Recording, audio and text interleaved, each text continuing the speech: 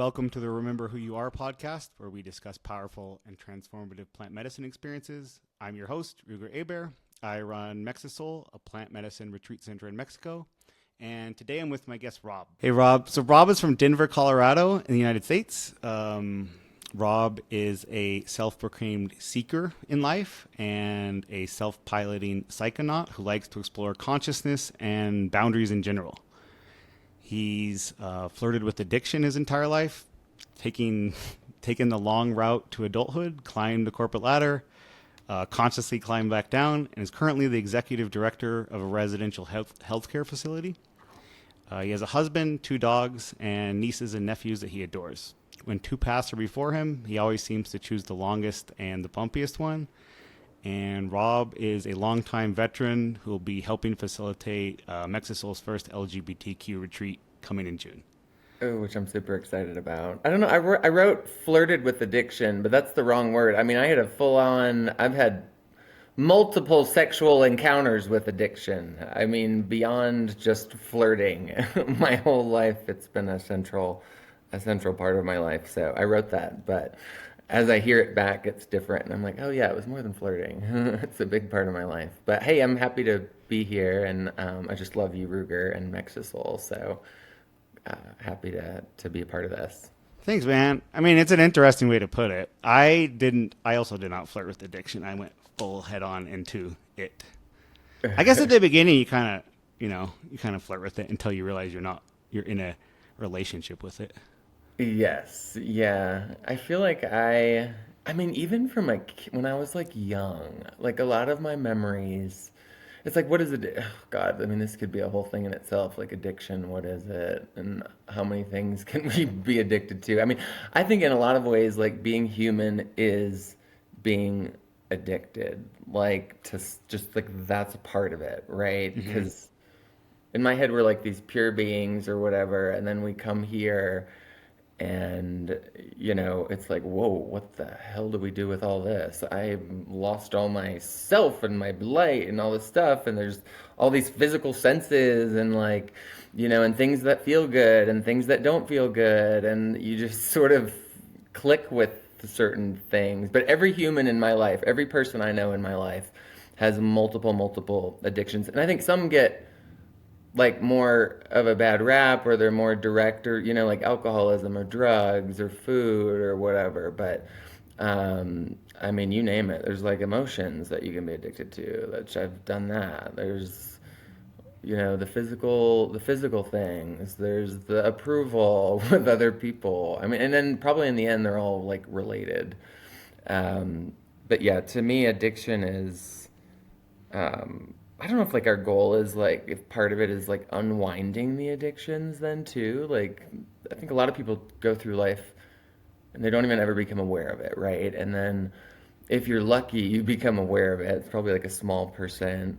Yeah. Um, and then like unwinding them or trying to figure them out or something. Discovering But where their source is. yeah, it's definitely been a central part of my personal life. Well, if you go with kind of the Gabor Mate definition of addiction, it's definitely very prevalent that everyone has them. It's just something that is like an emotional addiction typically is a lot less noticeable, like on the back end, than, obviously like heroin. Oh yeah, yeah. And I wonder like the symptoms and the right, so like the external and the internal. So I mean, I've had both. I mean, just to give you a little, is this not now an appropriate time to just talk kind of about a little history or? Well, let's start with like what led you to plant medicine in the first place, and kind of what your beliefs and whatever you'd like to discuss, patterns, behaviors, things that led to that seeking that information to do that. I mean, that word seeker, I put it in the intro thing. I wrote that last night or the night before or whatever. And I've always loved that word. So forever, I've I really thought of myself as like restless, Mm-hmm. like, and you could, like, I mean, I've gone to rehabs. I got kicked out of school multiple times. I've done all these like bad things or whatever, and I've always like reckoned it in my mind as I'm just restless. Like I'm a restless person, and I'm, always trying to find the next high or the next party or the next positive feeling or whatever. And but I've sort of, as I've like matured and gotten to know myself more, and I've kind of reframed it into like, okay, it's not really restless, right? Like that means that there's something in me that's like wrong. Hmm. It's more than I'm just seeking, I think. And so that's how I try and think of it now. Maybe that's delusional, but I feel like my whole life, like there's always been this, and I bet you a lot of viewers and a lot of people who think about plant medicine or like dance with that or come across it on their feeds or whatever probably have in their algorithms and in their mental like history algorithms, like this sort of drive of like figuring it. Like I remember when I was 16 years old, I got a car, right? And I would spend all my time at Barnes and Noble in the like spirituality and self-help section, which was like a little tiny section in this huge bookstore. And I mean, I have little examples of like that all throughout me growing up. So I've always had this like part of me that was interested, right? Like UFOs, Hmm. sign me up, aliens, love all that stuff. Like other dimensions, what is God? Like I read when I was like 16, I discovered this book series called Conversations with God, and it's really like driven my life for a long time ever since. But so all that to say, like it's really been like, Was that in Barnes and Noble?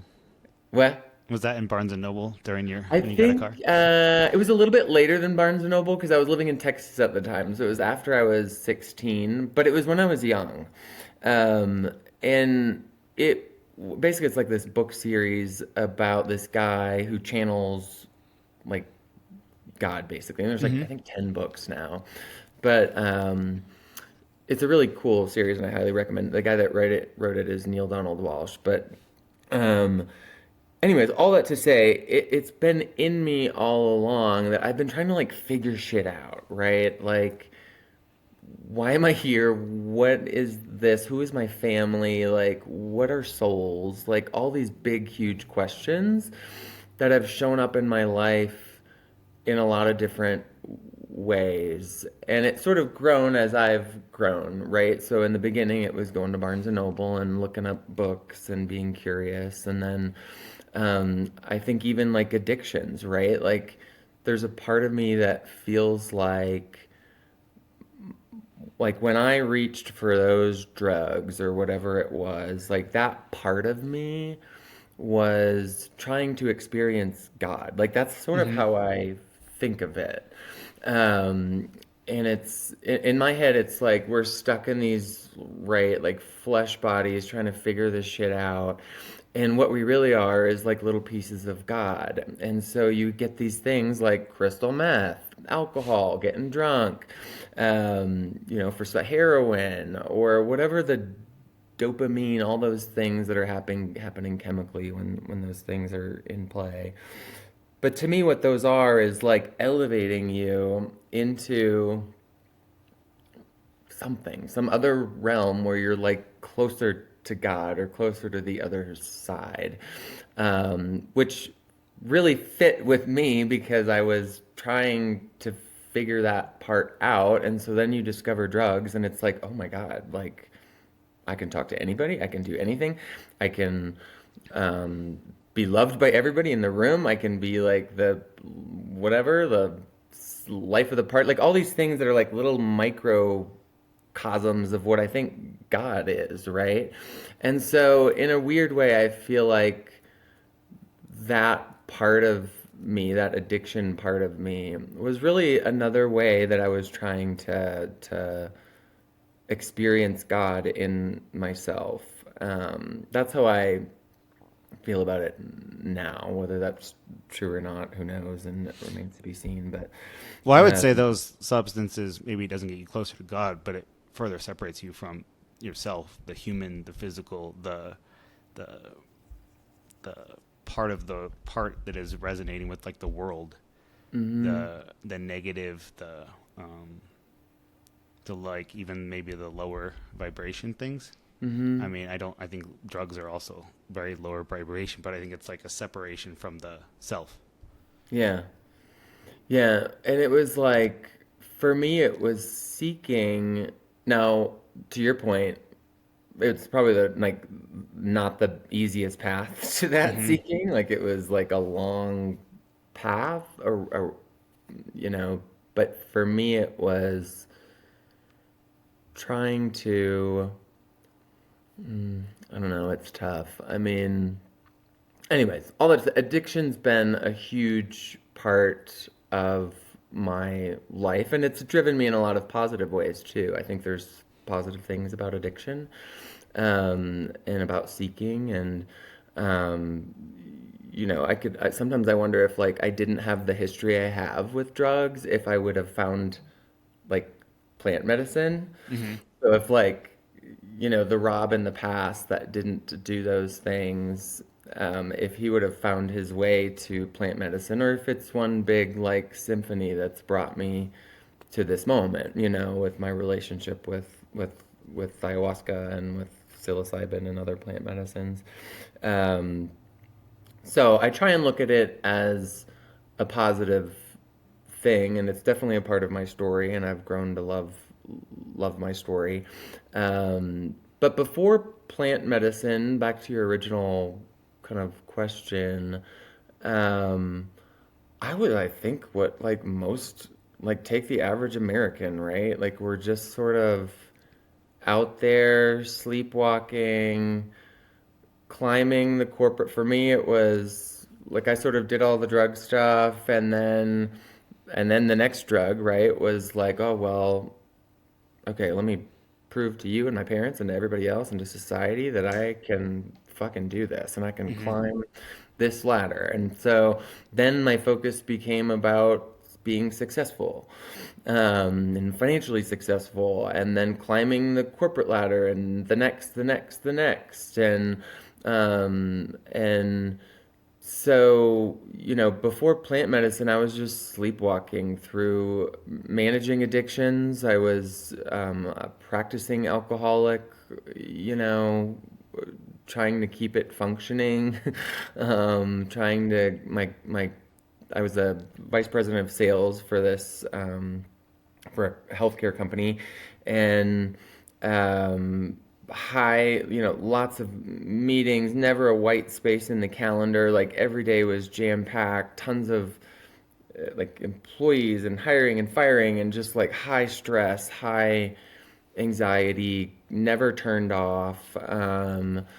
And when you're like that, right, and you can take that energy, and I think like everybody has that in a way in America, like a ton of people. I work now with people who um, are caregivers, and they have like three, four jobs, and they are trying to just figure out how they're going to put gas in their car and feed their kids. So it's that same like high stress um, vibration where you kind of there's no room to think about like anything else. There's no room to To think about, hey, seek. what? Yeah, to seek. There's no room to seek. There's no room to think about like what's my purpose here, or what does this mean, or what's my relationship to that. Like awareness, to me, awareness in America is like really low right now, and we're also like stressed, and I was a part of that. So um, that was kind of who I was for a really long time. And then I started, right, that seeker in me, like that was always there, that 16-year-old, that he was always there. And he started to simmer and then simmer some more.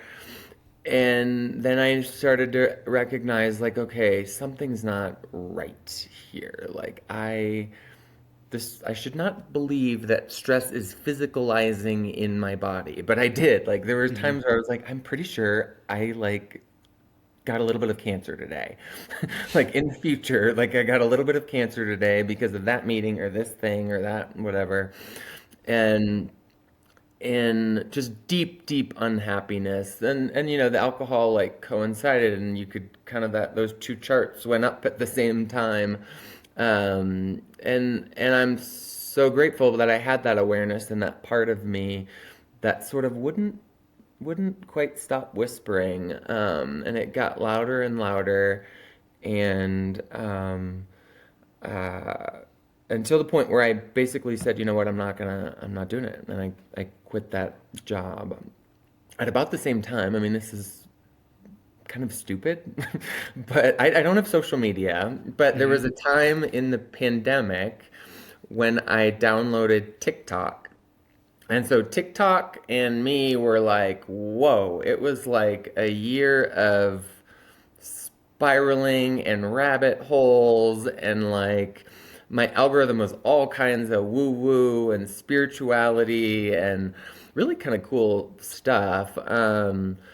And so that's when I kind of learned about ayahuasca and the Amazon and psychedelics in general. Like I had just sort of probably been what most people had, which is I thought psychedelics were like acid, right? And I didn't really know what that was. It was like a thing for weirdos, and it was a thing for people who were like, wearing tie dye and like all the stereotypes I kind of had. Um, and so it was sort of this perfect storm of like, okay, you know, was in this job, and it was like, and I was removing myself from that. At the same time, I was discovering this TikTok world where I was getting all of a sudden all this outside information that I didn't really have access to. Um, and then, right, so like at that time, a drug that solves all your problems, ayahuasca, like sign me up. I'm researching that and going down that rabbit hole. I mean, it doesn't really, for all you people out there, it does not solve your problems, but Well, that's actually. Do you mind? Can we pause for just a second? Because yeah, I want to like give you kind of my analogy of what even came to my mind just now, as far as like because you talked about God, crystal meth, and psychedelics, and yeah, I like for me, because sometimes I get asked the question like, well, what's the difference? You know, what's the difference between something like like plant medicine or some other drug? And so for me, you've talked about this concept of like God and the self and the human.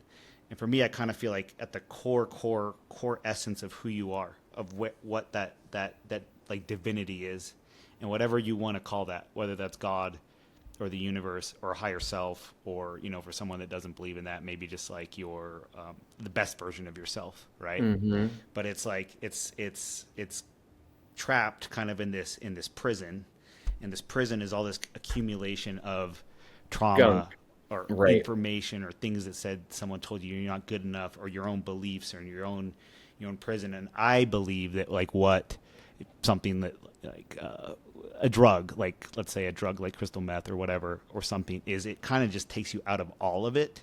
mm-hmm. But while you're out of it, you're just accumulating more walls and more things and more shit.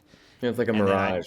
and then I feel what something like ayahuasca does or something like plant medicine does is it puts you right back in the center of it, and then you're forced to look at all the walls that you've put up yourself that you got to kind of break down or chip away at. Or I think it really gives you kind of that, rather than taking you outside of something, it puts you right back in the middle where you're forced and kind of you're I think sometimes like in the ceremonies themselves, part of taking it is you're able to let go of release some of those things, Mm-hmm. but I think the other part is like, oh shit, now you're aware of all of these things. Yeah, I wonder if it's like external versus internal, like traditional drugs are an external thing. So it's about the outside world. It's about you in the outside world. It's about performing. It's about I don't know. But then what's like I mean psychedelic for sure for me, psychedelics are internal. Like Uh-huh. it is an internal thing. And it's funny you said that thing about like looking around when you're in there.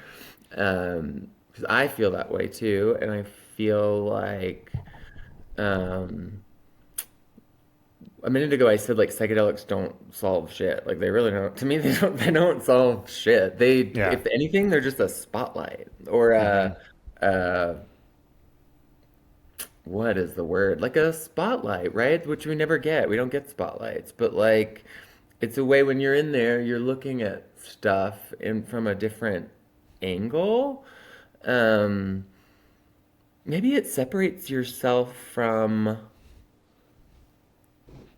like or allows you to right like here you are and we live our lives like this and then what psychedelics does is it allows you to come over here and be like oh and like see I don't know if that's right or not but um I definitely know what you mean and to me that resonates as like it's an internal thing and drugs I've gotten that question too anybody I mean Hmm. honestly anybody who not anybody, but 99% of people who don't know anything about it, who then find out that I've gone to wherever, done whatever, they'll always ask, like, first of all, they'll always call it drugs, which Hmm. bothers me, but I just stopped, like, correcting people after a while. But that's just, I think, people being curious about it.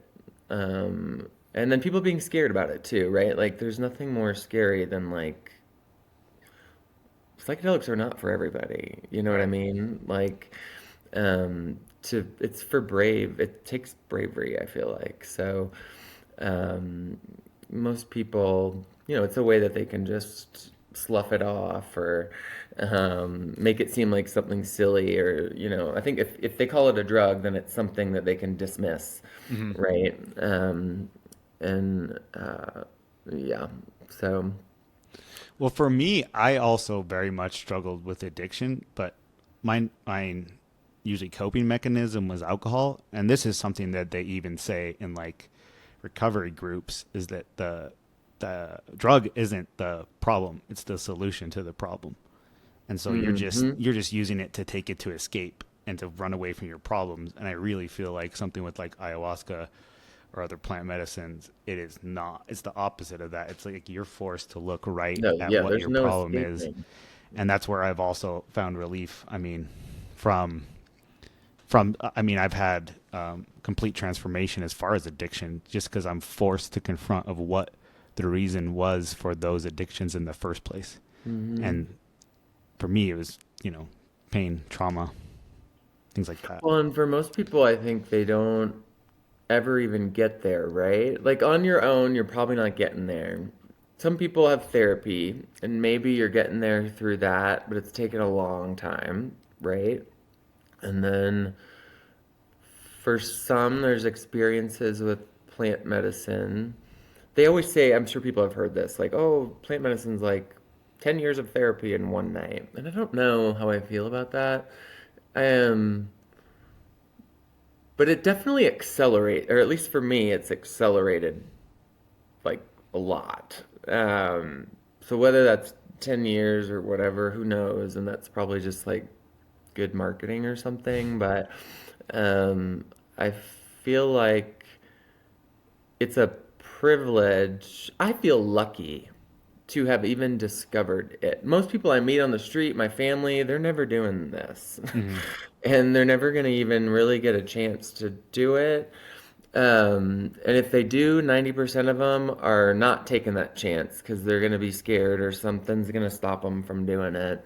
So I feel like privileged in a way and lucky that just the recipe happened, the stars aligned, the recipe happened to work or something for me where I could suck it up and go that first day, right? That first one is always like the absolute hardest.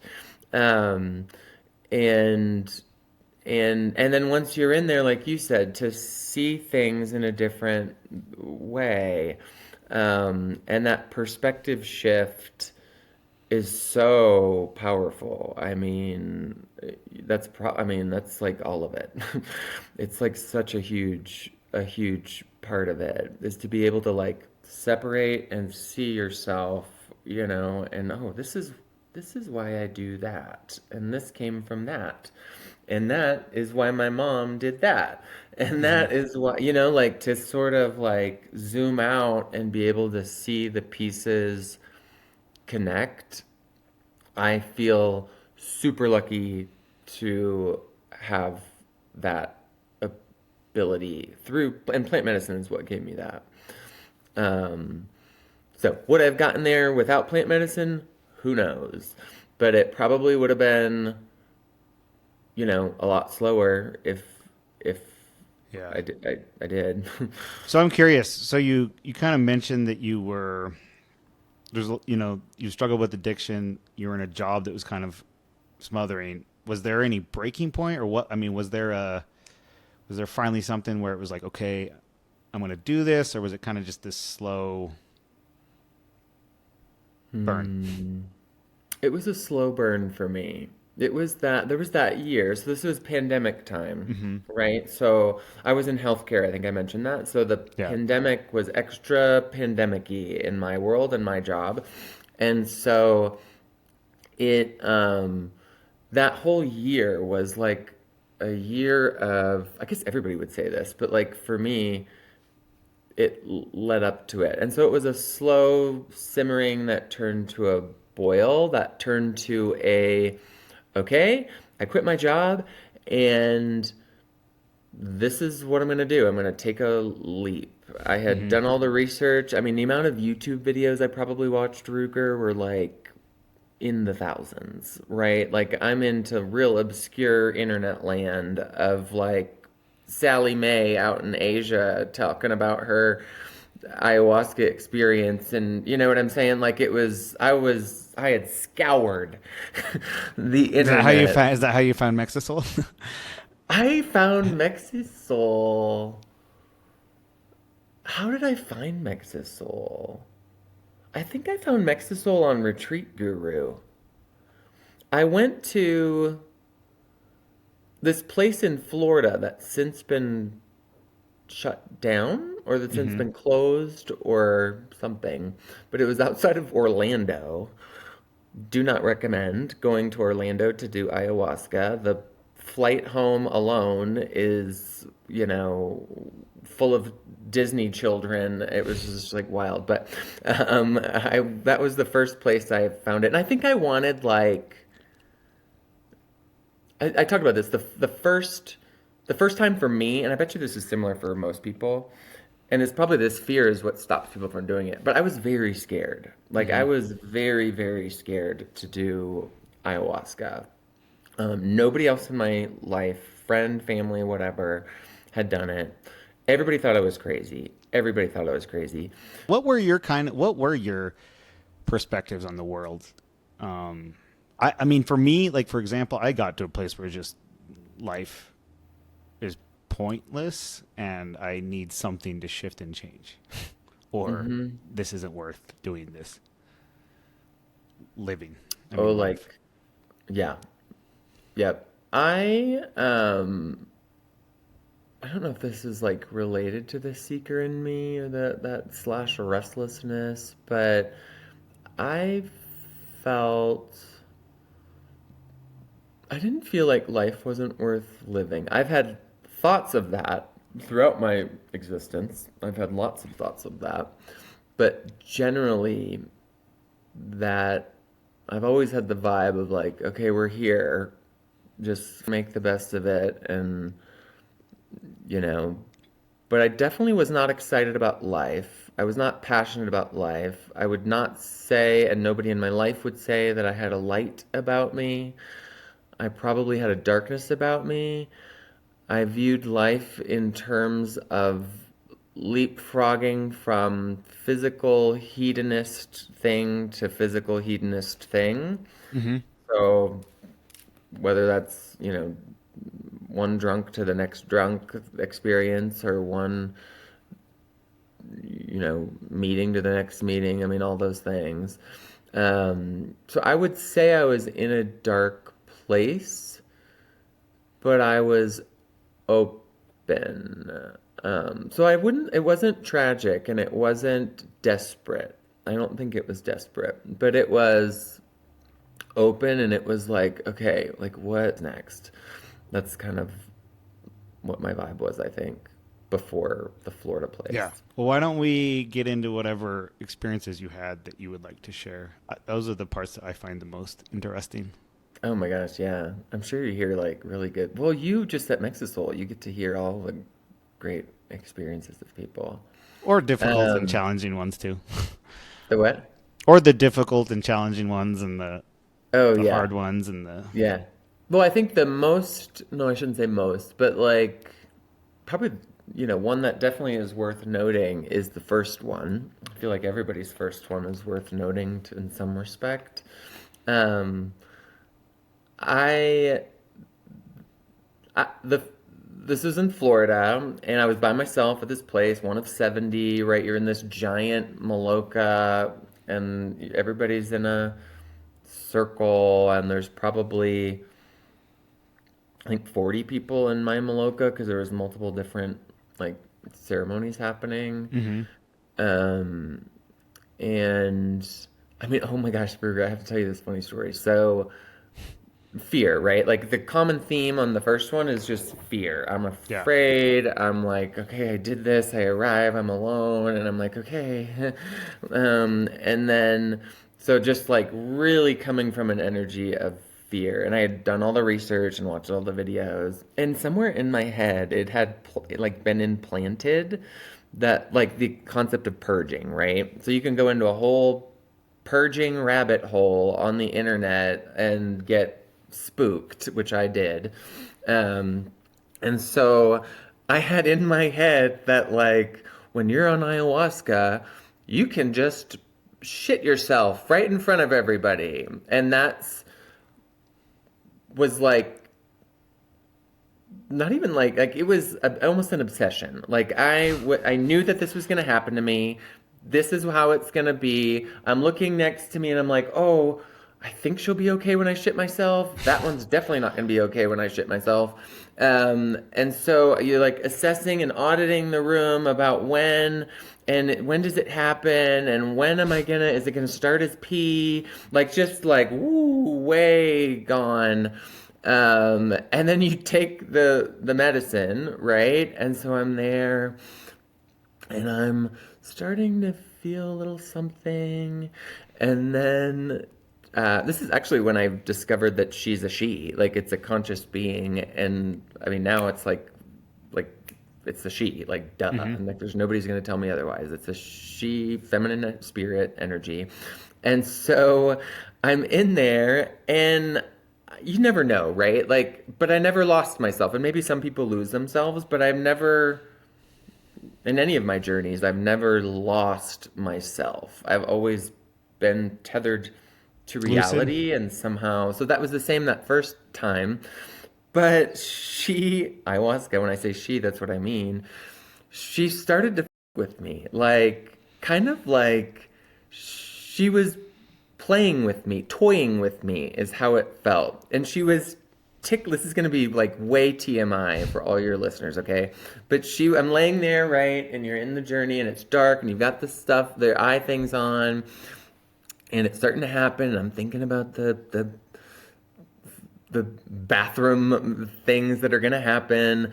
And she starts to like tickle my bowels, okay? And like playing with me like, oh, you're gonna do it, you're gonna in front of all these people, you're gonna shit yourself, you're gonna pee on yourself. And to the point where I was like literally feeling like it was happening, okay, this is gross, but like reaching down there expecting to feel like, oh, this has happened, okay, and then I'd reach down there and there was nothing. Okay, and then I was like, okay, well, I definitely have to go to the bathroom. Maybe I can get up. And so you raise your hand, and there's some lady dressed in white that floats over to you. And she took me outside of the Maloka, and I'm stumbling like, a 3-year-old giant. And she's trying to keep me, and we're walking down this path. For 70 people, there was 2 bathrooms, okay? And there was almost like outhouses, but where that's the wrong word. Like stalls, okay? And in daylight, this looks like the world's worst bathroom that you're not excited to use. But then I go there and I'm stumbling and I find my way to the bathroom, and she had made this bathroom, this outdoor toilet area, adorned in roses and vines, and butterflies were floating around it. And it was this moment of like, after all of my spiraling, my fear, right? Her toying with me a little bit. And then this most beautiful bathroom you could ever imagine. So is this reality or is this your No, interpretation this was from no. ayahuasca? In reality, Okay. this during the day, this bathroom is like two stalls with a curtain in front of it. Like that's pretty much what it is. But then when I went there after all this, it was like the most beautiful, jungly, like floral bathroom ever. So that was when I processed that as she's not all that serious, meaning like she there's something about the first time before you do it. It's very serious. It's very do or die. It's Uh-huh. very, and so it sort of like made it like she deflated it for me. Like it was more like a playful thing. Like, oh, you're worried about going to the bathroom on yourself. Well, let's play around with that. Like that's what she was doing. And then all leading up to, she had sort of made, or in my mind, however you want to think of it, the most beautiful bathroom ever. The thing I was like afraid of the most was like this beautiful, beautiful presentation for me. So I always love that story and love remembering that because it sort of it deflated it. It made it Uh-huh. so it was more light. It wasn't such a heavy thing. It was like, okay, like we can joke a little. She can, it's not this huge paralyzing thing in my head. I'm gay. Obviously, I'm like the gayest. But We're definitely keeping that in. what? We're definitely keep that stays in. Oh yeah. But I had an there's stuff. idea. What? I had an idea. What is it? Know that you were gay. Oh. Yeah. Just an inkling. Yeah, so it's taken me a long time to be like fully embracing of it all, but uh, yeah, I'm gay, and it I had this moment. So this was actually recent. It was my last time at Mexisoul, um, and it was with Stephanie, Mm-hmm. who did a podcast with you. I don't know when it was, but it was recently, I think. And she actually mentioned this moment a little bit, but it was much more profound, I think, for me than it was for her, because it had to. She basically helped me, but it was the second ceremony where the first ceremony we did psilocybin. This was Krista's inaugural psilocybin retreat, and the second one I always mix up the words, Ruger, but the is it Satori? Mm-hmm. Okay, Satori, which is the DMT ceremony that you do during the day, and it was during that, and I had gone outside and I think I was like stretching or doing yoga or something like that in the sun. And then I'd come back in, and it was sort of, there's this phase of the DMT ceremonies, for me, anyways, is how I perceive it, where it's like everybody's just easy. And it's like, you're just sort of like, in my head, we're like this. Like, we're just sort of like lounging around. Like, it's all okay. We're all loose. We're just chatting. And if you were to like take a picture of the Maloka, there's like three people deep in conversation over there. There's two people hugging, crying over there. There's like, And there's just these little micro groups that have formed that are having these like deep conversations. Because for me, what that DMT does is it just sort of opens you up, and it makes it just really easy to talk to people and to like see them in a different way and to be seen. And so Liberty, who is the psychiatrist on staff, and she's facilitator, she was sitting next to me and we were just chatting. And she's not on medicine, of course, but I am. And then Stephanie comes over, and Stephanie is great, and she's got like this fun, bubbly, like mom energy, basically, to me at least. And she comes over and she sits down and she's like, "What are you guys talking about?" And I don't remember how, but basically it came to, we were talking about, and we looped her in about like what it's like being gay. And Stephanie has a gay son out in Utah. She was telling me about him, and I was talking, and I started to get emotional. And I think we were talking about the when I came out to my parents, which you don't know this, but like as a queer person, like when you come out, it's sort of this like moment, and it's, for some people it's beautiful, and for some people it's messy, and for some people it's horrible, and so there's a wide range of stuff, but it's this like archetypal moment for gay people in their lives is when they come out, in particular to family. And so I had this experience. I've always in my head, like, oh, the day I came out, it was when my parents like found me watching something on computer that I shouldn't have been. I was young, and then they confronted me on it in this room at the house. And that's sort of how in my head I've always thought of, if anybody ever asked me, "Oh, when did you come out?" Like that's what I tell.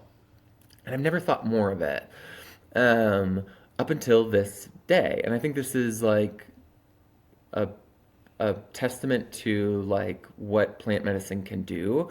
They can take something so mundane, or something that I've literally talked about 50 times in my life, very casually, never thought too much about it, and peel this onion back into where actually there's like a lot of unfinished business I have with this one particular moment in my life.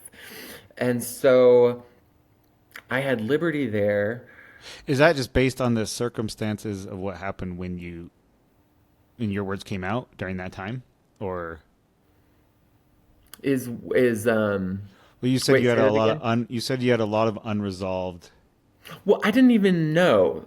Uh So huh. I didn't even know that. So come to find out, I have had for a long time, and I've talked about this, blocks, like a spiritual block or something. Maybe it's a human block. It's not a spiritual block with my parents.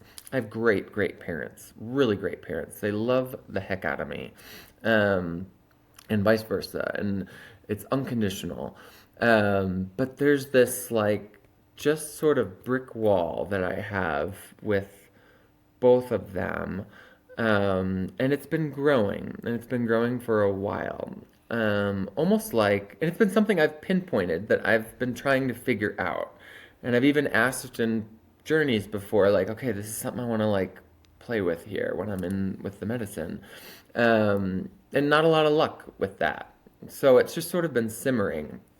So then, fast forward to this moment, um, and I start talking about coming out that day when I was young in that room with my parents.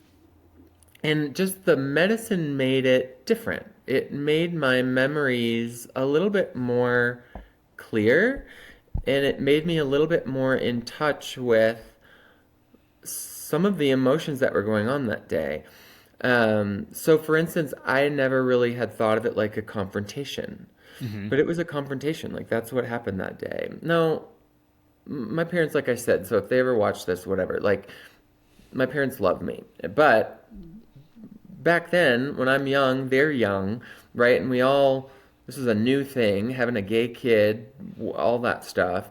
And so whatever I'm about to tell you, like, just know that today, you know, they have come a long way in Mm-hmm. how they think about having a gay child.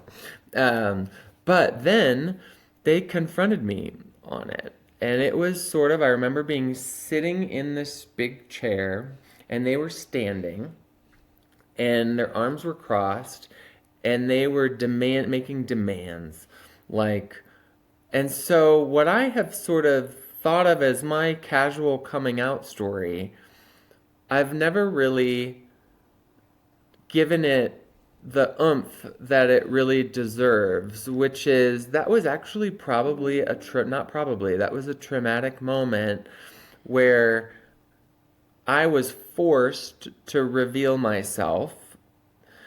And when I did reveal myself, they were disappointed. Mm-hmm. So, I mean, this is TMI, probably Ruger, but like lots of tears. They were scared for me. They were worried. So it started as a confrontation, and then I kind of had nowhere to go, and I just admitted it, right? Like I'm gay, and then it became like waterworks, tears, trauma. So it wasn't your decision. It wasn't my decision. Yeah. It was, but that, I mean, what a huge dissonance in how I have told that story to myself and to others for years. And then what really kind of it was in the moment, like if I could see a video of that moment, Mm-hmm. I would probably reach out and hug that kid and feel really bad for him.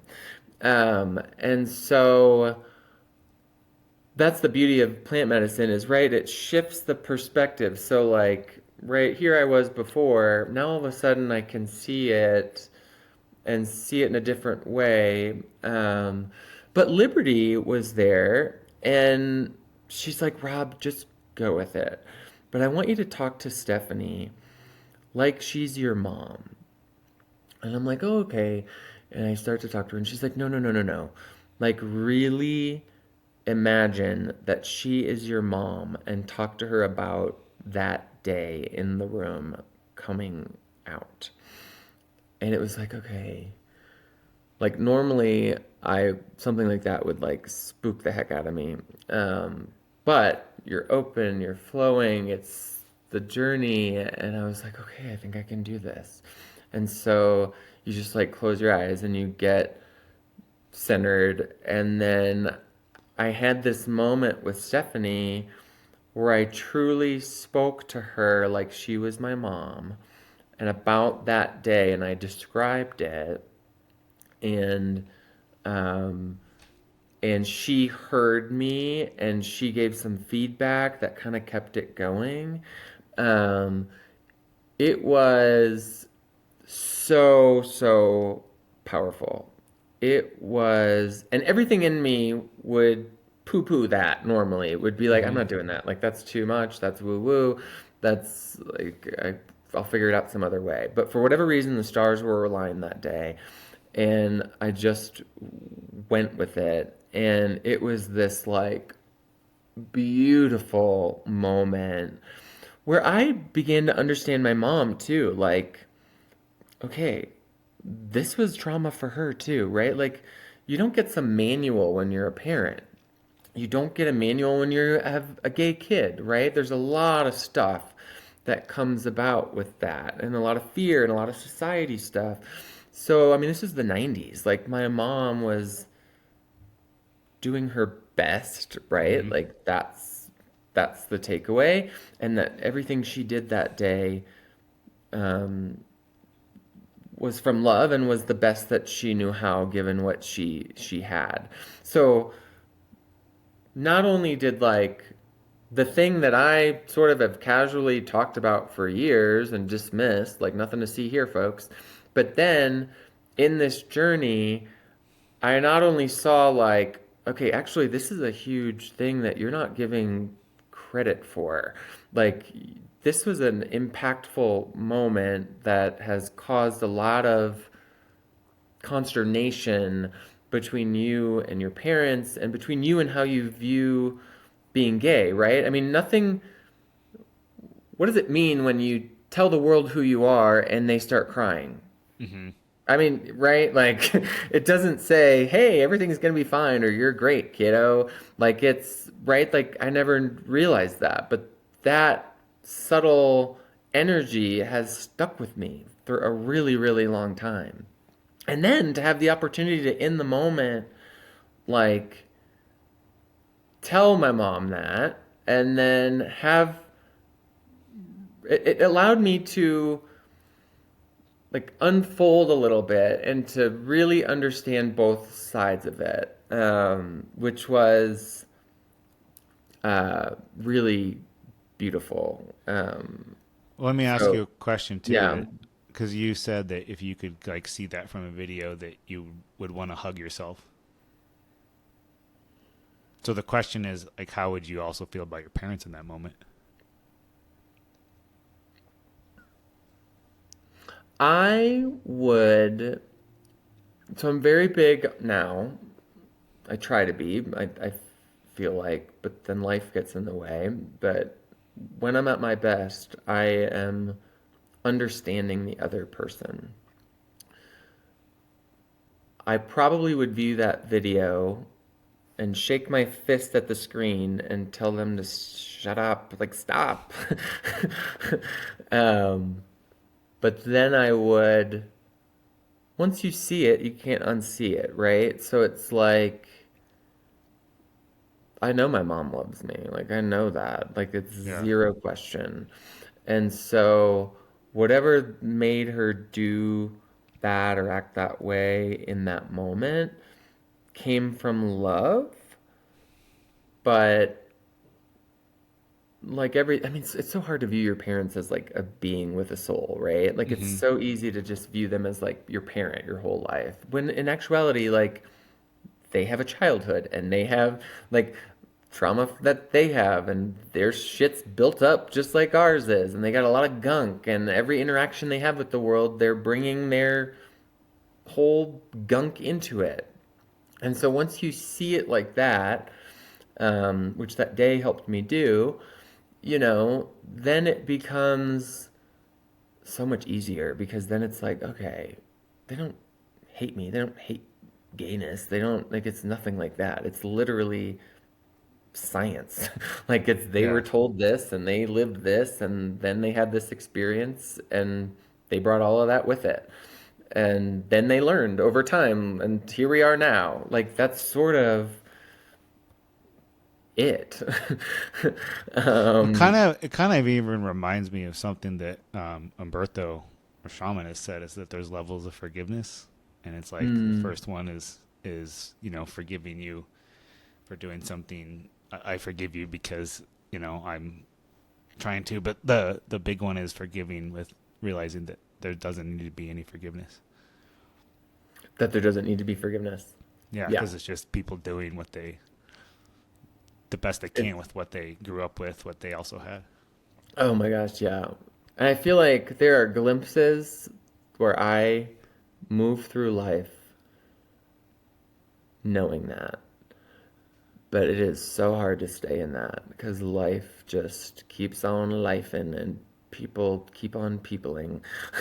Yeah. um, but I mean, that's a beautiful thing, and that definitely rings true for me. It's like when you understand. Actually, in that book I was talking about, it's funny that this book series is coming up so much in this, but that Conversations with God book, he's got like a list of like little tenets and stuff about life, and one of them is there's no villains or victims. There's no victims or villains in the world.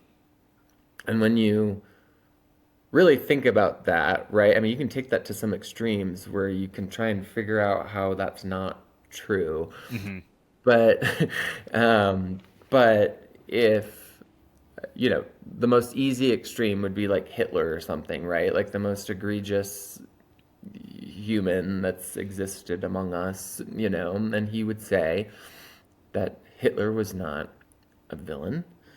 Hitler was the way he was because of this, and this that happened in his life and created this perfect little storm to create this thing that we view. And even goes so far as to say, like, Hitler made it to heaven, right? Like a crazy statement.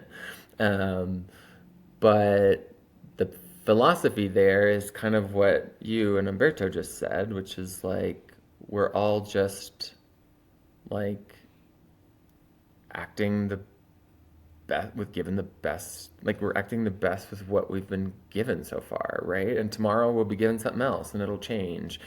But like, there's no reason to victimize yourself or each other. It's a really, I mean, it's a hard one. That's like a really hard one to fully grasp. Well, it's a huge concept to wrap your mind around, but that's the point. Is it's not like on a 10-year timeline in the human scale. Then you can say, is there right or wrong? Yes, sure. Because you can objectively say, like, okay, murder is wrong. Okay, Right. sure. But I think, some of the things we've discussed during this is on a long scale, an infinite scale of time. There's not right or wrong. It's just love and fear. Gosh, I love and fear. In a very real way, I do think that is like a little bit of a formula in life where you can like really look at yourself and each interaction and be like, okay, where am I coming from here? And every emotion can be whittled down to those two, one of those two things. I love that you just said that. I worked for a company once. It was a memory care company, and their philosophy, their emblem was love and then the greater sign, then fear. And their Mm-hmm. whole philosophy in memory care was that, okay, these people have dementia.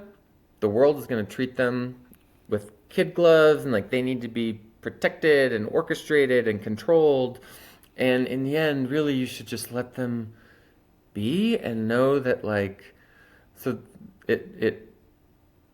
it's funny you say that because that was the first time I really ever thought of love and fear was in this very first adult job I had basically, and it resonated with me. And then I've seen it in other times and things since, um, but I mean, really, like, do the little exercise at home. Like, think of any emotion that you have, like any emotion, and if you really like peel the onion down, back, at the root is either love or fear of every emotions. And so in a very real way, there are only two emotions, right? And so it's cool to think of that and like light and dark and like yin and yang. Like really, in the end, there's this dichotomy here that we're dealing with, um, and you know, the next part of that is like you actually need each of them. Mm-hmm. Like you need each of them. Like the easiest thing here is to like demonstrate this would be like, oh, like you don't know what fat is unless you know what skinny is, right? Or the other way around. You don't know what skinny is unless you know what fat is. You don't know what nice is unless you know what mean is. You don't know what up is unless you know what down is. You don't know what light is unless you know what dark is. So like we literally need the thing that we're negative about, the darkness or the bad thing, whatever that is, that thing we actually need, because we can't experience its opposite without it. There's this little like I don't know what's the word. Is it an allegory or a whatever little story, whatever the word is for like a little story. But it's called The Candle in the Sun, and it's basically like, have you heard of it? The Candle in the Sun? I don't think so. Okay, so it's basically like, I love it. I think you can Google it, but it's like, okay, if there was a soul and it was this candle, and the soul is this candle up against the sun. It's in the sun, right? And the analogy there is we're all souls in the sun. And sun is God, maybe, or source, or whatever it is. And when we're up there, we got nothing. We don't know how big we are. We don't know if we're bright. We don't know if we're dull. We don't know if we're hot. We don't know what color our flame is because we're in the sun. We just get blended in with the sun. We are all of it. The only way we can know ourselves is to remove ourselves. So the only way the candle can know how bright its flame is to remove itself from the sun and go into the darkness. So like in a way, the only way, and maybe that's what we're doing here on Earth, whereas we're going into the darkness, the physical plane, in order to see ourselves, you know, in a way that we can't on the other side. So I don't know. I love thinking about all that stuff. And I believe that same Neil Donald Walsh, like, Huh. I don't know if he wrote that or what, but it's definitely in one of his books. But it's always been something I've thought of, especially when things are like shitty, right? Because it's like, okay, I need this shittiness because this is like how I know that this other way is really what I want. Yeah. I'm actually going to share something that I had happen in a ceremony.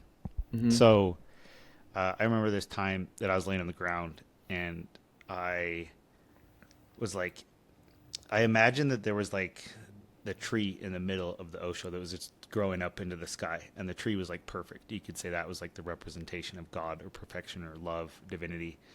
And then around it was all of this darkness and shit. And then I had this experience where I had taken ayahuasca and like all of the like anger and just lower like low vibrations, anger, hate, rage, things was just like coming out of me. But Hmm. it was like I was in this circle of the shit. Let's just call it shit that was surrounding the tree, and then it was like it opened the box, so I was able to like pour all that out, and then the the darkness was what was fertilizing the tree, and then Oh it my was gosh, all so like true. the darkness would like go up and then like fertilize the tree and then go into light.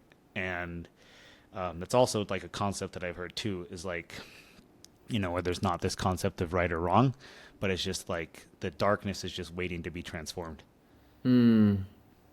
and that's why it's Well, here. and then, I mean, that's so cool.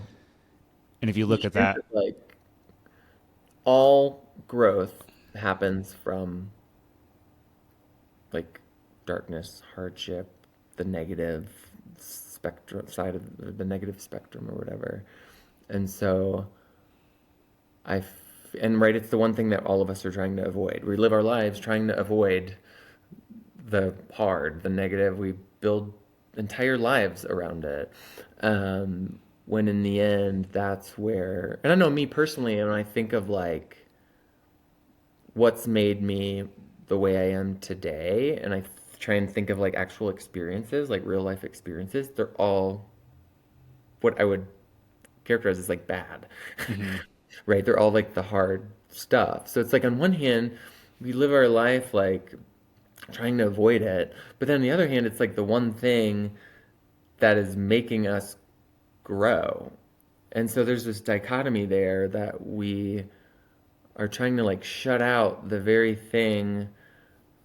And I don't know what the answer is there. You don't like go out and seek negative experiences, but like maybe being, I don't know, the answer is probably just flowing with it or on some level, like knowing that it's a part of it and that's where the growth happens to use your tree analogy. I think Um, it's accepting that what is happening is for you, not to you. yes. Yep. No, that's beautiful. And that's hard. And all of this Yeah, is hard. Like right now it's easy. In life it's like when you're in it, it's so hard to remember this stuff for me.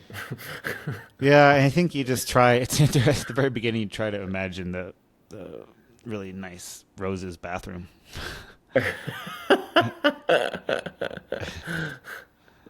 I mean, that did resonate a bit with me a bit because it's like, okay, try not to take it too seriously, which is I that's one of my challenges.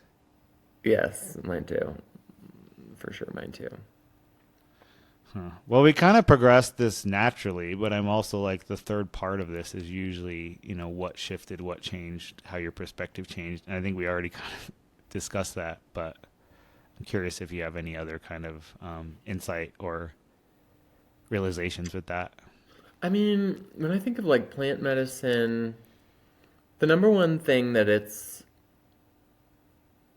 transformed in me is, I would say, awareness. So it's given me the gift of awareness. So I needed to experience like seeing myself outside myself. And once you kind of have seen that, then you can tap into it later in life when you're not in the maloka or not in a journey. Yeah. And so without that, I would probably just still be like a sleepwalking American out there, you know? And now I feel like I have this like ability now, this superpower almost, to like in circumstances to stop and see things. And I also have the ability to go right back into the way I was before, which is a lot of times what I will do. But like at least I know that it's there and I can tap into it when I remember to or when I can. But that's probably the biggest gift it's given me. Secondarily, my relationship with addictions and with substances and with um, the physical world, Mm-hmm.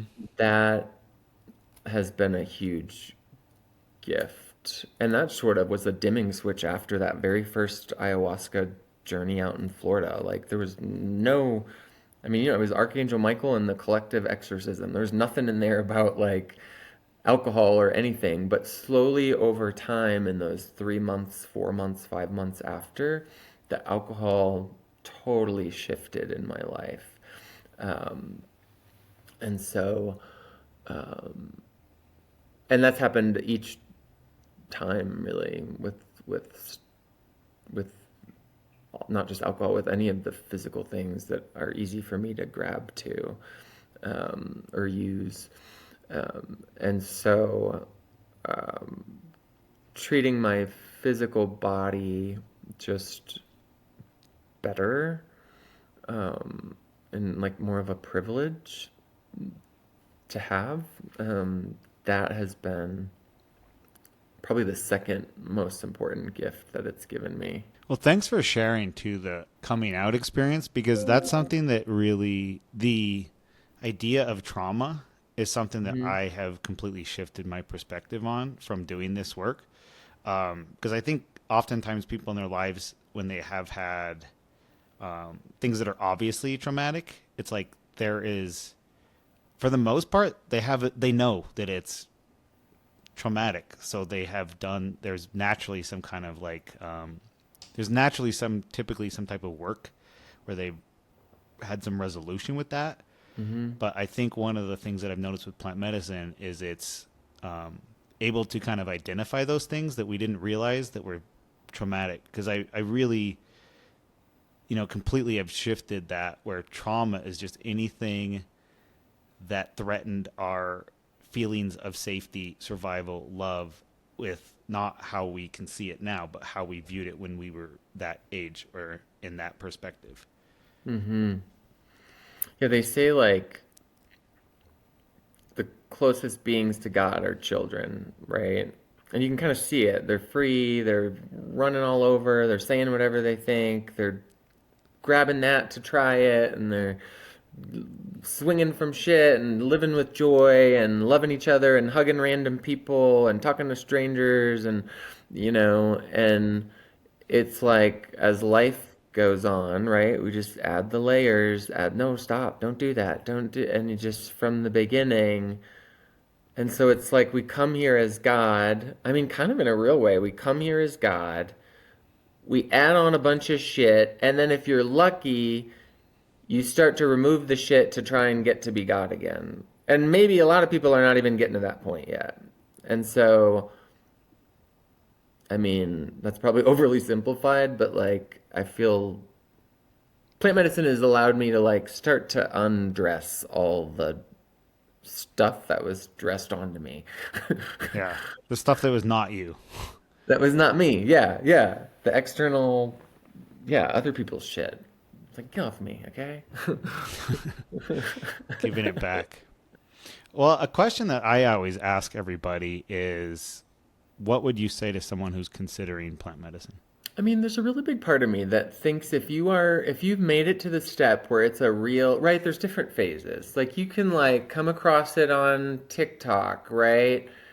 And then never again. You can come across it and then do a little research. But if you're coming to the place where or if you've arrived at this place where you're debating, to me, a lot of people would probably disagree with this. So this is Mm-hmm. strictly my opinion, all you people out there.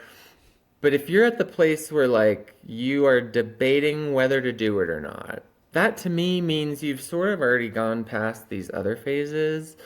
And this is just now a matter of whether you're brave enough to do it or not. I mean, in the end, that's kind of it. Like, you're either like brave enough to try it or not. Because you'll hear all kinds of shit. You'll hear me in the podcast, Ruger. You'll hear YouTube. You'll hear all kinds of stuff that'll feed yes or no. And you'll hear all kinds of conflicting things. You'll also hear people who did it and had a horrible experience, and they'll shout from the rooftops, don't ever do it. And then you'll hear from people that did it and it changed their life. Like, in the end, it's are you, you know, brave enough to leap? And so that's a question I think, that people just it kind of I feel like it's a matter of like bravery. Yeah. um Now, if you're earlier in that, then I'd say really explore and do some digging and some internal thinking about things. And if you're afraid of things, like really try and understand that fear. Um, you know, like what I wish people would have told me before. So, like, if I could just pass along that, maybe is, you know, you're not going to lose yourself. You hear stories about, and it's actually, you don't hear real stories. You hear like fake stories, I feel like, about people going crazy and never coming back or whatever. Like, that to me is not real. And, um, it's a movie. In the end, think of it like a movie, right? It's 4 hours. You can do anything for 4 hours. So, um, you're not going to lose yourself. You're not going to lose your mind. You're going to wake up the next morning and it's going to be freaking great because it'll be over. And you'll have like sunshine and the birds, and you'll be like, oh my gosh, it's a great freaking day. And you'll feel like you just like climbed Mount Everest because you did. And that's pretty freaking cool. And so that's kind of what I would say. But a lot of people would probably say, like, really, really think about it and go internal and all that. So I'm just saying, like, after you've done all that, you could be at the point where you've got analysis paralysis, right? And you're just sort of stewing and marinating, and I would just say just do it. Yeah. When I've had people ask that question of like who should not do this, the answer I always give is people that either know they are not ready for it, or people that have no hesitation whatsoever and think it's going to be an easy experience. I think Oh, anywhere in yeah. between is like having some amount of kind of a healthy fear Yeah. is actually a positive thing. Yeah, there definitely should be. I mean, anything new, anytime you're sort of like giving up your self for a little bit. I mean, that's not entirely true because I really feel like I at least never lose myself, but you are somewhat loosening the grip Yeah. and letting somebody else or something else take the wheel a little bit, even if it's just like reaching over and putting the wheel on. That's hard, and that's you know but if you're there and you're thinking about it and it's being called, don't let fear stop the calling, because then that to me is a lost little moment. moment. So I do feel like people get called to it. And I think people, when they talk about it, they, you know, like it just is this whisper or whatever. And so I feel like she will call to you. Yeah. And you just gotta answer it or not, you know, and maybe it's not this year, it's next year or whatever. But um, like most things in life, well, let me not make it like cheesy, but like there's cool stuff on the other side. That's how I feel. Yeah. Well, thanks so much, Rob. Finally, the last thing is so we are going to be planning on having an LGBTQ retreat in June. Yes. And so I just wanted to tell our listeners that. And you're going to be on staff. And so I don't know if you have anything else to say related to that. Well, I so super honored to be a part of that, and you know, I can say I'm aligned with Mexisoul, and if you're thinking out there as a queer person, you know, we have a lot of stuff we just do that's inherent in who we are. Like I said, however long ago that was, there's something about declaring to the world who you are and getting some negative reactions. There's trauma in that. And so I think most queer people I know, because of that trauma, have that seeker mentality or have that mentality where, um, you know, they want to understand that part of themselves and their place in the world more so than a typical person does. And, you know, the retreat's going to be different for everybody, but my goal as a facilitator is to just be a solid place of love and support for people. And, you know, if you're gay and thinking about doing it, then, you know, I hope to see you there. And, you know, my commitment is just to hold space for you. And that's it. Awesome. Well, we'll have more details in the information below. And if you are interested in attending a retreat, then check out the information below. Thank you. Cool.